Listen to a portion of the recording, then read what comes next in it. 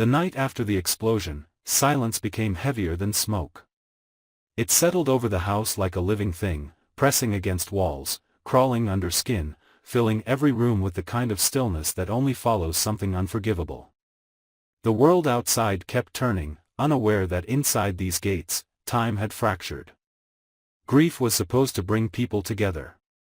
Instead, it pulled them apart, thread by thread, leaving nothing but raw edges and quiet rage.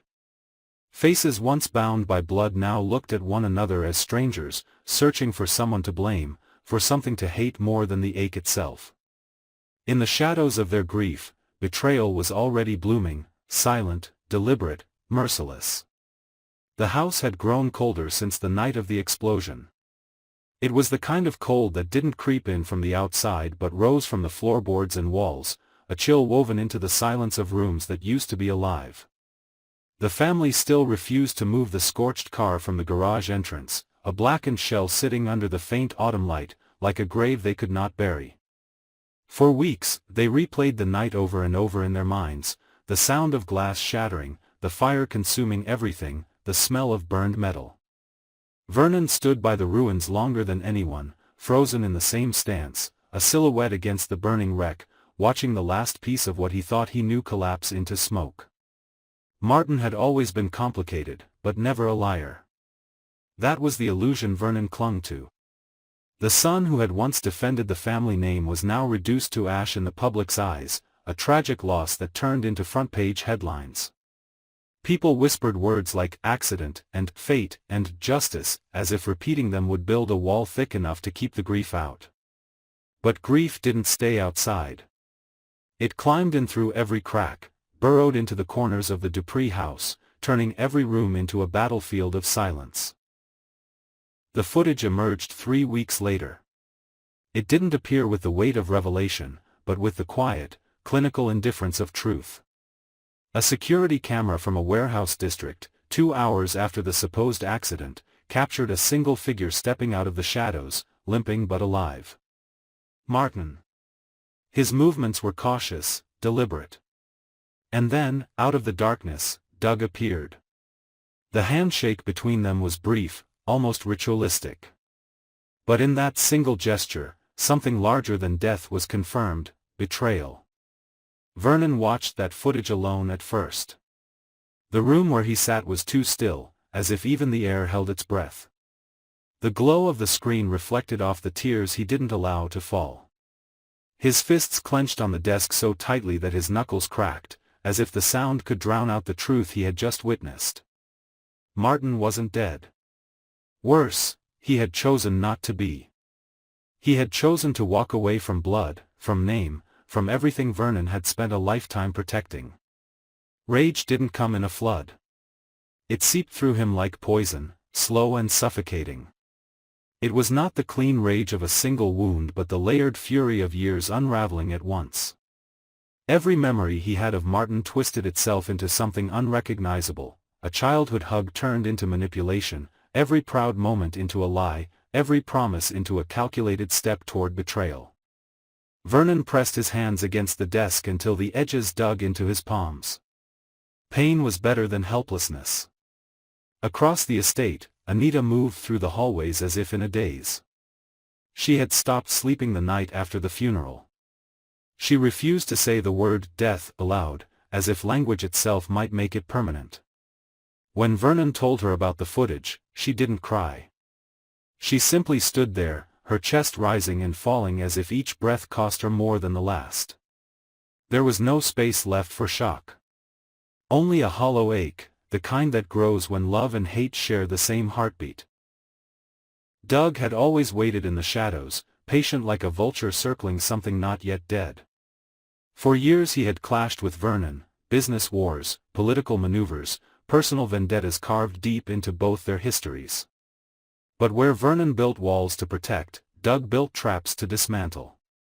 Now, with Martin on his side, the structure Vernon spent decades holding together began to tremble. The enemy was no longer outside the gates. It was wearing the face of his own blood. Martin's decision wasn't born in a single night. It was the slow corrosion of loyalty, the weight of expectations, the invisible leash tied to his every step. He had grown up in Vernon's shadow, the heir to a legacy that didn't ask for permission but demanded obedience. The accident wasn't an accident. It was escape. The explosion was planned to erase Martin Dupree and leave behind something untraceable, untouchable, unbound. He thought disappearing would free him. But freedom always comes with a cost, and Doug had written the terms long before Martin signed them with his silence. Doug saw Martin not as an ally but as a weapon. A weapon aimed at the very foundation Vernon stood on. The family believed Martin was a victim, Doug saw him as leverage. Every move from that point wasn't just about power. It was about dismantling a man from the inside out. Rumors began to spread long before the family could contain the truth. The footage leaked. It always does. Whispers grew teeth and turned into accusations. The community that had once lit candles for Martin's memory now looked at Vernon with suspicion. How long had he known? What did it mean? A legacy built on strength began to crumble under the weight of whispers. The younger members of the family fractured first. Some defended Martin blindly, clinging to the narrative that he was forced into this. Others condemned him, their love curdling into hatred. But it wasn't just loyalty that split them. It was fear. If Martin could betray blood, then what did that say about the foundation they were standing on? Vernon withdrew from public appearances. Meetings were cancelled. Boardrooms that used to echo with his voice fell silent. He spent hours locked in his study, staring at the same footage over and over, trying to find a flicker of hesitation in Martin's eyes. A sign. A crack. Something that said, "This isn't who I am." But there was nothing. The handshake was steady. Martin was not under duress. He was choosing. Anita grew bitter in the silence. Not at Vernon, not even at Doug. But at the boy she had raised, the man she thought she knew.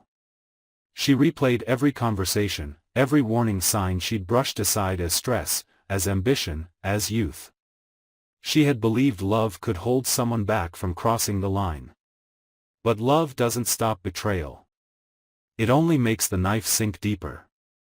Doug watched everything unfold from a distance. He didn't need to act. The Dupree family was tearing itself apart without him lifting a finger. That was always his strategy, make the enemy bleed itself dry. Martin became the perfect wound. And with each passing day, Vernon's anger became less about Doug and more about the son who wasn't supposed to turn his back. Martin moved like a shadow now, unseen but not gone. He watched the aftermath of his decision unfold like a wildfire he couldn't, or wouldn't, put out. Part of him expected hatred. But he hadn't expected the silence. Silence has a weight that guilt can't bear. He thought he'd feel freedom, but instead, he felt the sharp edges of isolation. Doug's world was cold, calculated. There were no soft places to land there, only strategy and consequence. He had justified everything in the beginning. He told himself it was survival, not betrayal. That Vernon had left him no choice. But choices are never as clean as you imagine. Late at night, when the world narrowed to the sound of his own breath, Martin wondered if freedom was worth the war he had started. Vernon began to act. Not out of strategy, but out of rage. It was the kind of rage that didn't roar, it burned low, steady, unrelenting. He stopped looking for explanations. He started building walls again, higher this time. Trust was no longer a currency he dealt in. The empire he'd built was bleeding, but he refused to let it die quietly. Anita, caught between two loyalties that no longer aligned, began to unravel in ways no one could see. She started locking doors behind her, moving through the house like a ghost.